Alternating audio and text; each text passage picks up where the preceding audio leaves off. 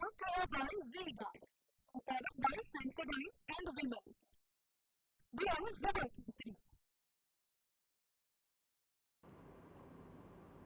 Super 6 માં હવે આગળ વાત કરીએ। ઘણીવાર આપણે સરકાર પર માછલા ધોઈએ છીએ કે સરકાર ગરીબો માટે કંઈ કરતી નથી, પણ હકીકત એ છે કે ભ્રષ્ટાચારીઓ ગરીબોના હકનું અનાજ ગરીબો સુધી પહોંચવા જ નથી દેતા અને બારોબાર તેને સગે વગે કરવાની કામગીરી હાથ ધરતા હોય છે। રાજ્યના જુદા જુદા વિસ્તારોમાં આજે કંઈક આવી જ ચોંકાવનારી ઘટનાઓ સામે આવી છે। કેસરિયાથી મન જોગી થયું રે, દિલ ઝૂમે જુઓ મત મસ્ત થયું રે, કેસરિયાથી મન જોગી થયું રે। હર પળ મનાવો કેસરી તહેવાર, વિમલ બોલો જુબાન કેસરી। એક તરફ દાહોદના ફતેપુરા માર્કેટિંગ યાર્ડમાં મામલતદાર દ્વારા દરોડા પાડવામાં આવ્યા હતા, જ્યાં 4 વેપારીઓને ત્યાંથી શંકાસ્પદ અનાજનો જથ્થો મળી આવ્યો હતો। તો આ તરફ વલસાડમાં પણ સસ્તા અનાજની કાળાબજારી કરનારાઓ પર તંત્રએ તવાઈ બોલાવી હતી અને એસઓજીએ ગેરકાયદે બિલ વગરનો અનાજનો જથ્થો ઝડપી પાડ્યો।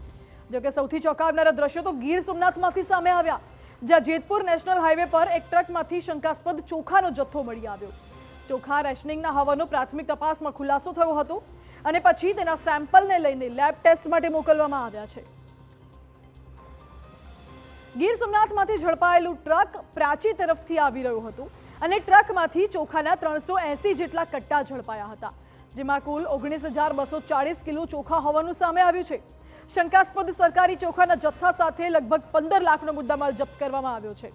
ઉલ્લેખનીય છે કે છેલ્લા ઘણા સમયથી ગીર સોમનાથ જિલ્લામાં સરકારી રેશનિંગના અનાજને બારોબાર વેચી મારવાનું સુનિયોજિત રેકેટ ચાલતું હોવાના આક્ષેપ ઉઠી રહ્યા છે, જેમાં કેટલાક ભ્રષ્ટ અધિકારીઓની મીઠી નજર હોવાની ચર્ચાએ પણ જોર પકડ્યું છે।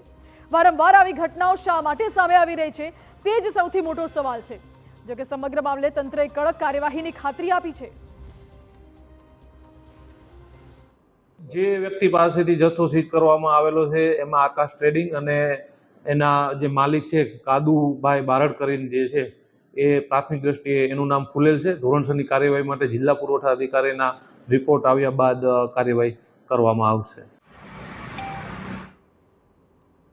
તો આ તરફ વલસાડમાં પણ પારડીના અરનાલાના શોપિંગ સેન્ટરમાં સસ્તા અનાજનું કાળાબજાર ચાલતું હોવાનો ઘટસ્ફોટ થયો। એસઓજીએ બિલ વગરના ગેરકાયદે અનાજનો જથ્થો જપ્ત કર્યો। 182 કોથળામાં 8,220 કિલોના અનાજ સાથે 1,80,000નો મુદ્દામાલ જપ્ત કરવામાં આવ્યો છે। સમગ્ર મામલે 3 લોકોની અટકાયત કરીને પુરવઠા વિભાગને તપાસ સોંપવામાં આવી છે અને દુકાનના માલિક કૃણાલ ગુર્જરને વોન્ટેડ જાહેર કરાયો છે। તો દાહોદમાં ફતેપુરા માર્કેટિંગ યાર્ડમાં દરોડા દરમિયાન ઘઉં, ચોખા અને બાજરીનો શંકાસ્પદ જથ્થો ઝડપાયો છે, જેના સેમ્પલને એફએસએલમાં તપાસ માટે મોકલાયા છે। અહીં પણ વેપારીઓ ગેરકાયદે રીતે સસ્તા અનાજનો જથ્થો ખરીદતા હોવાની શંકાના આધારે કડક કાર્યવાહી હાથ ધરવામાં આવી છે। સવાલ એ છે કે કોની રહેમ નજર હેઠળ આ રીતે ગરીબોના હકનું અનાજ સગે વગે થઈ રહ્યું છે। Brought to you by V-Guard, a product by Sensodyne and Vimal. We are Zebra.